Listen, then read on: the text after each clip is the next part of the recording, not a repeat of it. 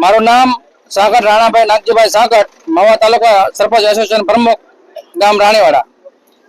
અમે બધા સરપંચો વતી મવા તાલુકાના કોળી સમાજના બધા સરપંચો વતી એવું નક્કી કર્યું છે કે મોદી સાહેબની જે સભા છે સોમનાથ, તેમાં અમે તમામ ગામડામાંથી કોઈ કોળી સમાજના આગેવાનો કે કોળી સમાજના સરપંચો અને કોળી સમાજના લોકો કોઈ જશે નહીં. અમને સોમનાથ દાદા કે મોદી સાહેબ સાથે કઈ વાંધો નથી, પણ જે માયાભાઈએ જે નિવેદન આપ્યું છે, માયાભાઈએ જે આમંત્રણ આપ્યું છે, એની હારે અમને સખત વાંધો છે. નમસ્કાર મિત્રો, માયાભાઈ આહિર અને તેના દીકરા જયરાજ આહિર અને નવનીત બાલદિયાની જે બબાઈલની રામાયણ ચાલી રહી છે એમાં એક નવો ઉમેરો થયો છે. મુખ્યમંત્રીને મળ્યા બાદ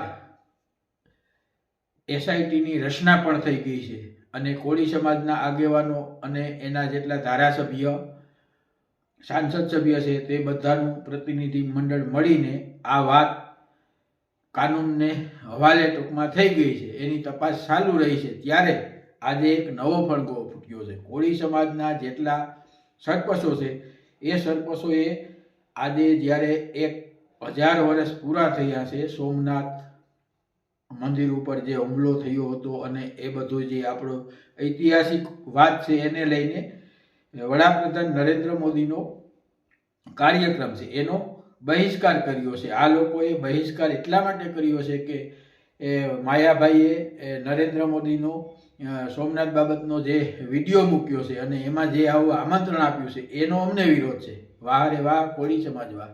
કોળી સમાજના આ જે સરપંચો આ રીતે વિરોધ કરે છે, વિરોધ કરીને એ શું સાબિત કરવા માંગે છે એ તો ભગવાન જાણે, પણ શું એ નરેન્દ્ર મોદી પર સીધું દબાણ કરવા માંગે છે?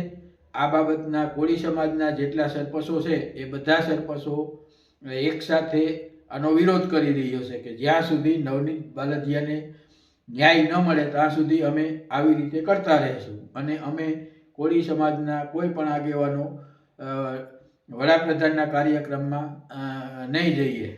તો મિત્રો, આ શું ખરેખર માયાભાઈ આહિરે તો માફી માગી લીધી છે, એનો વાંક પણ નથી. અને જયરાજની મતલબ કે એના દીકરા જયરાજ આહિરની જે વાત છે એમાં જો જયરાજ ગુનેગાર હોય તો એને સજા થવાની છે, ગુનેગાર ન હોય તો આ જે ઉહાપો છે એ ખરેખર એ પણ યોગ્ય નથી. અને હવે જ્યારે તપાસ ચાલુ છે ત્યારે આ રીતે વિરોધ કરી અને બળતામાં ઘી હોમવું એ કેટલું વ્યાજબી ગણાય?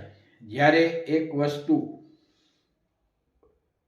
કાનૂનના હાથમાં છે ત્યારે ખરેખર આ રીતે આ જે સરપંચો પ્રેશર કરી રહ્યા છે અથવા તો જે સંગઠિત થઈ અને જે પોતાની વાત રજૂ કરી રહ્યા છે, આ પોતાની વાત રજૂ કરવાનો અધિકાર છે, પણ હવે આ રીતે આટલું બધું જો એક સમાજ હાવી થઈ જતો હોય અને એક સમાજને ટૂંકમાં પગે આખી સરકાર પડી જતી હોય અને જો આવી રીતે સમાજ, કોઈ પણ સમાજ હોય, સરકારને દબાવવાની કોશિશ કરે અથવા તો આવી રીતે પોતાનું જે વસ્તુ છે એને બીજી રીતે વાળીને પ્રેશર કરવું એ કેટલું વ્યાજબી છે?